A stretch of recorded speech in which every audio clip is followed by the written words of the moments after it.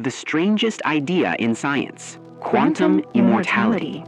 What if you've already died several times and never noticed? Maybe in another universe, this video never even started. Maybe in another, you're not here to watch it. But in this one, you survived. And that raises an unsettling question. Is it possible that somehow no one ever experiences their own death? Today, we're going to explore one of the most disturbing, fascinating, and controversial ideas ever discussed in modern physics, quantum immortality. Stay until the end, because this idea doesn't just challenge science, it challenges your understanding of reality, time, and existence. Welcome to my laboratory. System Online. Now, let's move forward. Recently, a video went viral on TikTok and left millions of people confused, and even scared. In it, an influencer claimed that the theory of quantum immortality suggests that no one truly dies. According to this idea, when a person dies in one universe, their consciousness simply continues in another parallel universe where they survived. The line that caught the most attention went something like this. Every time you die in one universe, your consciousness is transferred to another, where you remain alive. Is this science, science fiction, or something dangerously in between? To answer that, we need to take a few steps back and enter the strangest territory in physics. The role of quantum mechanics. Quantum immortality emerges from quantum mechanics, the branch of physics that studies the behavior of the smallest particles in the universe. And here, the rules simply don't make sense to our everyday brains.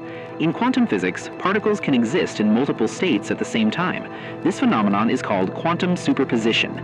Put simply, something can be on and off, here and there, yes and no, all at once, until someone observes it. And that leads us to one of the most famous and bizarre thought experiments in the history of science. Schrödinger's cat. Imagine a cat inside a sealed box. Inside the box, there's a mechanism controlled by a quantum particle that may or may not trigger something fatal. According to quantum physics, as long as no one opens the box, the cat is both alive and dead at the same time.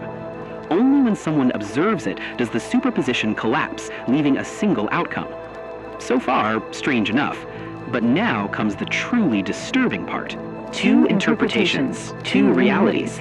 The most traditional interpretation of quantum mechanics is the Copenhagen interpretation. It says that at the moment of observation, one of the states simply ceases to exist. If the cat is dead, that's it. No hidden outcome, no second version. But in 1957, physicist Hugh Everett proposed something far more radical, the many worlds interpretation. According to it, all possible outcomes happen, each one in a different universe. In this scenario, in one universe, the cat lives. In another, the cat dies. And both continue to exist. Now, hold on to that idea, because the next step involves you. Now put yourself inside the box. The idea is simple and terrifying. If a person were placed in a life or death situation controlled by a quantum event, then, according to the many worlds interpretation, there would always be at least one universe in which that person survives. From the point of view of consciousness, that person would never experience their own death. And that's where the concept of quantum immortality is born. But what if this isn't just theory? Could this have already happened to you? Think about that car that almost hit you, that accident that almost happened, that moment when everything went wrong, but you narrowly escaped. Some proponents of the idea suggest that in other universes, you weren't so lucky, and that you're only here now because your consciousness continued along the branch where you survived. It's a powerful idea, and deeply uncomfortable, because if it's true, how many versions of you were left behind? And the Mandela Effect. Some people try to connect quantum immortality with the so-called Mandela Effect, when large groups of people share memories that don't match current reality. The most famous example is people who swear that Nelson Mandela died years before his actual death.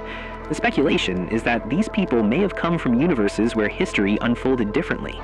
It's important to say this is not proven, but it shows how this theory doesn't just affect science, it challenges memory, identity, and the way we interpret the world.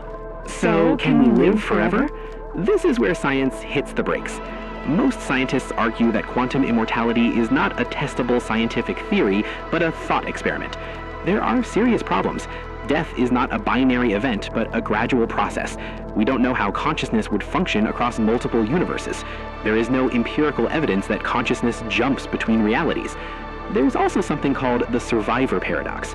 If this were true, people should repeatedly survive extreme situations, which clearly does not happen. So why does this idea still matter? Because even as speculation, this theory forces us to confront questions science still can't answer. What is consciousness? What is reality? Is time absolute or just a perception? And what does it truly mean to be alive? Quantum immortality doesn't prove that we are immortal, but it may prove something even more important. We understand very little about the universe and about ourselves. Maybe you're not immortal. Maybe there aren't infinite versions of you living in parallel universes. But one thing is certain, reality is far stranger than it seems.